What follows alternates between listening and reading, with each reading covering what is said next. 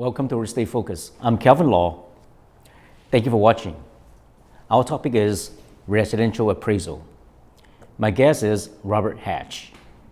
Robert Hadge is a certified residential appraiser and owner of RJ Hadge Appraisal. And he's here today to share with us about residential appraisal, which is a very interesting topic, especially in this crazy seller's market. So basically, hopefully the information that we're going to talk about is going to be helpful to you. Thank you, Robert, for being here. Yeah, man, I appreciate it. Glad you can make it Thank you so much. on your busy day. So yeah, so welcome and thank you again. So Robert, in a typical real estate transaction, the buyer secured the property, signed the purchase and sale, and before that, did the home inspection and the whole 9 yards. After they complete the loan application, and then they submit the documents, to the lender and stuff like that, and that's when the lender will order the appraisal to appraise the home. Typically, they order the appraisal once the purchase and sale is signed to make sure the deal is going to go through. And once they do that and they have the home inspection, then the lender orders the appraisal to have the appraiser come out and give them the estimated market value. So what an appraisal is an unbiased professional opinion what market value is of a property. Again, it's an opinion, it's not an exact science, but a good appraiser should be very close to what the market value and the appraised value is. They should be pretty similar. So basically based on the market value, and that's for the lender, right? And the lender will calculate the risk, for the loan as well. Yeah, based on the appraised value, not the purchase price. They base the loan on the appraised value. So, for example, if the purchase price happens to be $550, but the appraisal comes in at $500, the lender bases it on the $500, not the purchase price. So basically, it is based on the market value. Correct. Yeah. So what is market value? Market value is what two knowledgeable buyer and seller should pay in an open competitive market. So that seems pretty clear cut, but in today's market, it's really not. With COVID coming around, the demand for people to live mostly in the suburbs right now is very high demand. People were a little detouring away from the city because they wanted more space, more land, and that raised the property values in the suburbs considerably in this whole season with COVID. So you do see multiple situations where there's multiple offers, multiple bids. I'm also an agent, so I can understand that. I could have a listing and have 10 or 15 offers. And if it goes significantly over the asking price, that might not necessarily be market value at that point. It's just what people get emotional and pay for. So that's where it's a little tricky right now to tell, for the banks to see, well, why is it listing for $550 and you're coming for $500? In order to come up with our value, we give them sales that have sold as most recent as possible, but even more in today's market, you have to include pending sales. So what sold 5-6 weeks ago that is closed might not be illustrating what the market's doing right now. However, the pending sales will show that, and we can illustrate to the bank, they paid $500 for this 3 months ago. However, the same property right now, which will show you to support the $550 with the pending sales, shows the market values increased since that period of time. So it's definitely been a tricky scenario for a broker to list a property, not really knowing where to list the property, and it's been tough for an appraiser. Appraiser, obviously, is unbiased, can't be emotional. He has to prove to the bank with facts only what the property is worth. So basically, in the pending sales, how did the agent get the value, because they haven't closed yet? So correct. And a lot of times, depending on the agent, I've been doing this almost 30 years. I'll call the agent, and they might say, "Listen, Robert, it's listed for $500. We got significantly over. Maybe not $550, but somewhere between there." So it gives us the rough idea what they're pending for, not the exact sale price. And again, that's all the information we can put in the report, is the information where that's brought to our attention. So it's sort of like a guesstimate. Yeah. I mean, they give and take, but it's pretty close. So give us a close range between 520 and 540. They'll say it's pending for. Yeah, because in different situations with different buyers, I mean, each buyer perceives the value of their property differently, right? Absolutely. Yeah, so It's, therefore, it's a very emotional, buying a house is very emotional for the buyer and for the seller. unless it's investment. Yeah, less is investment. They just want to see numbers. Right. So yeah, that makes sense. Yeah, because depends on how bad they want the property. So Right. some people want bad enough that they willing to increase the price and then hope for the best for the appraisal. Yeah, I mean, and there are situations where, as an agent, they'll put in stipulation no appraisal contingency, meaning if the sale price is $550 and the appraisal comes in $525, the buyer will make up the difference. Yes, So that's that right. happens in today's market also. Oh yeah, no doubt, and that's part of the risk of buying a property nowadays. is. Yeah. It So is. yeah, good information. So where does an appraiser get information from? So I'll tell you, it's pretty basically for most appraisers. The first step we do when we get an appraisal assignment is obviously we call the client, whether it's a refinance and we call the homeowner, or whether it's a purchase and we call the broker. And at that time in that phone conversation, I try to get as much information about the property on the phone as possible, as far as updates, recent additions, things about the property that I should be aware of. I found that out, the next thing I do is I go to the assessing online. We're fortunate today's appraiser. I remember, I've been doing this for almost 30 years. We have to go into the town halls, get the field card, make copies, go to the real estate offices, look at the MLS books. Today everything's lot of paperwork. today everything's at our fingertips. Right. So once we get it, I get the information about how big the house is. So if it's a 2,000 square foot colonial, built in 1990, that's my basis where I start. I'm going to look for similar type of property, similar age, and obviously the biggest thing is similar location. Real estate's always about location. And once we do that, we do the inspection of the property, come back to get our comparable sales off of MLS, look at all the sales that we're going to use. Again, we get all information about the facts about the comparable sales from the assessor's office. But 9 out of 10 times, I'm calling the broker in every sale I'm using in my report, say, okay, tell me about this house. I know it closed.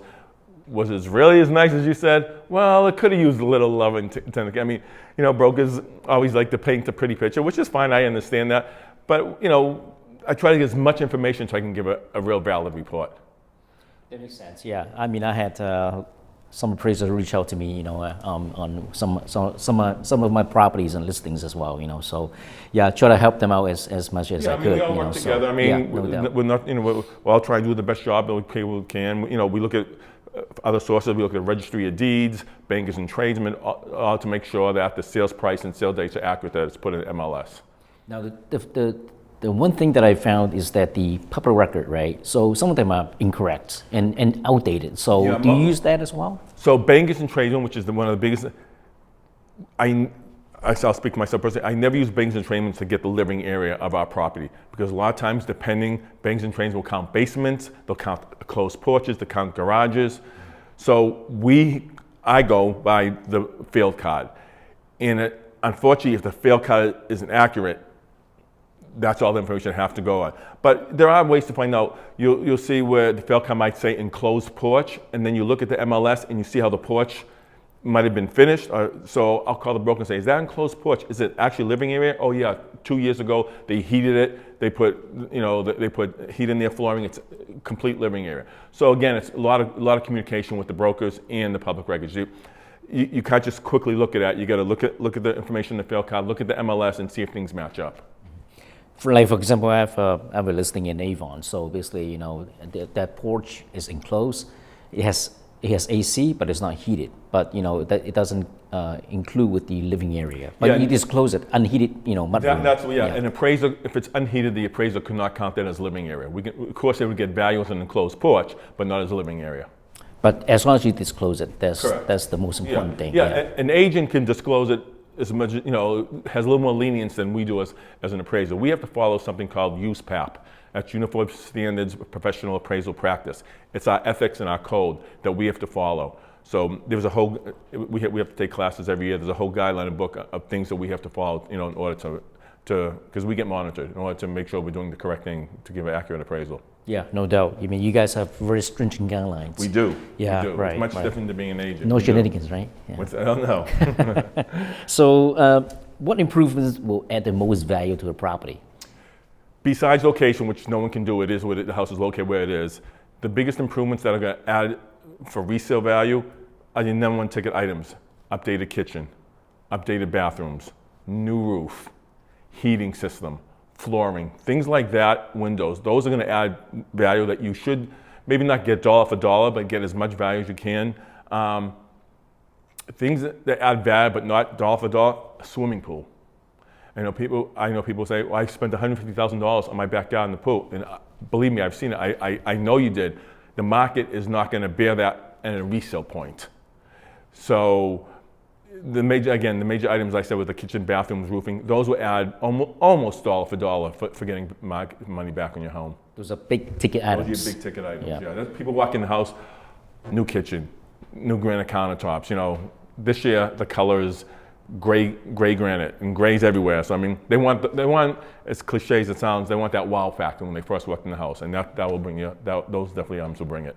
Yeah, that makes sense. And what about garages? I mean, do they add value? Oh, garages always add value. It depends how much value we'll get.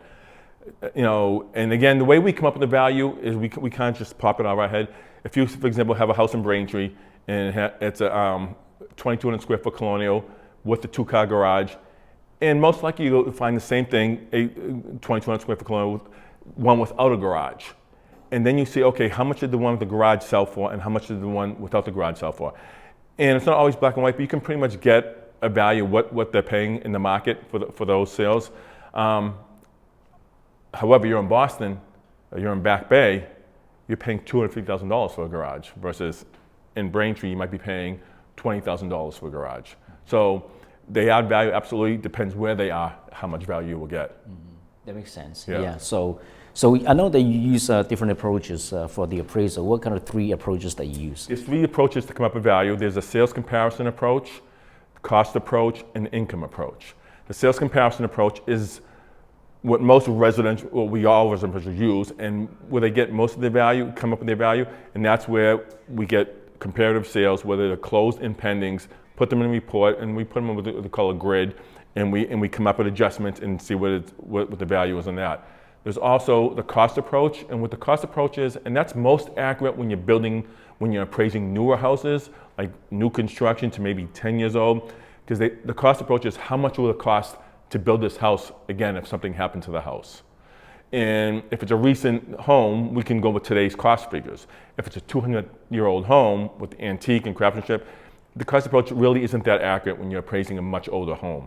So that's your second approach. And the third approach is income approach. And that's basically when you have an investment property. How much rent are you getting? What are your expenses? What net income are you going to get from this investment property? So those are your 3 approaches. Now, all 3 approaches are considered when doing a residential appraisal, but depending on the property, we might not use income approach if I'm just doing a single family house in Braintree, where they're not going to rent it. That's not their main priority. So basically, what is the difference between an appraisal versus a CMA? So CMA, which is competitive market analysis, appraisal is much more detailed. They'll get into exact square footage, down to how many bedrooms, how many bathrooms, what's in the basement. So we give them a more detailed. A CMA and appraisal should be fairly similar if both parties know what they're doing. We just give a closer figure, and a little more direct figure when we do an appraisal. And what is a comparable sale? What's a comparable? Like I said initially, to find the most comparative house similar to your subject. Now, again, if I'm appraising a colonial, I like to get a colonial, similar age, similar size. However, if I'm appraising a colonial on Cliff Road or Jerusalem Road in Cohasset, and it's on the ocean, I might not be getting a colonial to compare with. I want to get a property on the ocean, because right there, when you have people buying oceanfront property, a comparable sale might not be the house, it's the location, because people who buy waterfront properties, the house typically could be secondary. Their primary objective is to be on the water. So my sales might not be all similar style houses and parents, but they might have all similar water influences, direct water influences, water views. So that's what the most similar, whether it's location, design, the most similar to your house as possible. So it's about the setting. I'm sorry? It's about the setting. It is, yeah. Gotcha. Yeah. So if the appraisal value comes back higher, I mean, would the property tax be higher? No, as far as appraisals and taxes have nothing to do with it. I always get that question. Are you going to give this to the town? Are they going to realize I finished my basement? Are they going to realize I put a new addition? Our appraisal is strictly confidential. So my client is not the people who I'm appraising the house for. My client is my lender. So I only can give my report to my client. Believe it or not, if I appraise your house, Cameron, you can't call me and ask me for a copy because you didn't hire me. The bank did. So you are entitled by law to get a copy of the appraisal. However, it must come from the bank. So my obligation is to the bank. So I give them a copy, and of course, by law, they have to give you a copy. It's just I can't give it to you. It has to come from the bank. That makes sense. Yeah. So. And this all came when there was issues of confidentiality and things like that. That makes sense. So what is the typical process? I think you mentioned a little bit about it before the show. What is the appraisal process? First thing is obviously getting the assignment, finding out as much information as possible about the house you're appraising before you go out there. Now, you're not going to find out everything because homeowners are brokers. Oh, I forgot to tell you this. But getting as much information to give yourself a head start before you go to do the property. Picking the right comparable sales, knowing your location.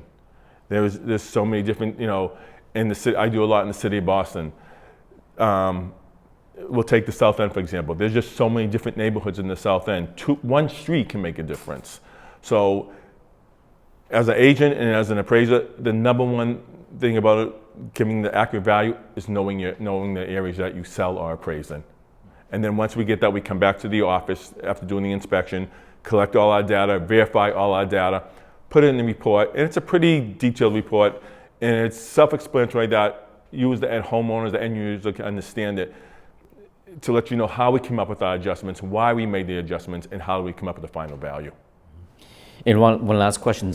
What is the short form compared to traditional report with interior inspection? Yeah, we saw at one point where they were doing, we used to call them drive-by appraisals, the short forms, and the banks would say, okay, we want a value on this house, but we don't want you to go in the house.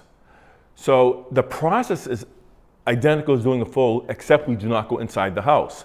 And that could hurt, or sometimes maybe even help the person we're doing the appraisal for, because we can only go off of public information. And if you have a brand new car, if you have a brand new kitchen, brand new baths, and we're not inside the house and we're not talking to the homeowner, sometimes they don't want us to talk to them, that's going to hurt you because we have to assume everything's in average condition. So, but we have to go through the same exact process, go through the same data, everything's the same except there's no interior inspections. So do you get a more accurate appraisal when you go inside the house? Absolutely, because we're in there, we see what's going on in the house, we know the good, the bad, whatever it is, and we can give the bank, we're the eyes and ears for the bank. They want to, we're out there every day, they want to know, tell me what you think about this house. And without going in, it's a challenge. So you guys are pretty much the trusted expertise for the bank. Yeah, there's a lot. A lot of people don't realize how important the appraisal part of the whole loan application is. It's a important product. I've been doing it almost 30 years. I love it. It's different every day. I meet different type of people every day. See different types of homes every day. I built my home on a house that I appraised. I said I want that house, and I got the plans and I built it. So it's exciting. It's challenging, and especially in today's market, it's very challenging. But I enjoy it. That's great. Yeah. the most important thing is to love what you do, right? Yeah, I absolutely do. So another question is that what if the appraised value came back, like you said, lower than what the buyer was willing to bid for, and the listing agent, usually like call you and send you the additional CMA and stuff like that they have. I always, and again, this is me personally. I always call the broker and tell them, I'm having a challenge here on your sale price and what I'm appraising. If you have any comparable sales that you think would be helpful, I'll be more than happy to look at them. Doesn't mean I'm going to use them, because sometimes I'll be appraising a 3,000 square foot house.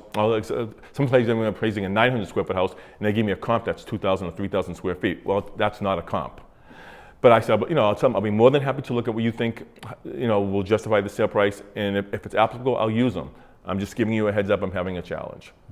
It's great. Yeah. Yeah. I mean, again, we have to follow our code of ethics, and there's nothing wrong with telling him I'm having a hard time and suggesting if you have anything to look at, I'll look at it. Then it's my determination if I'm going to use them. Right. Well, that's good to know.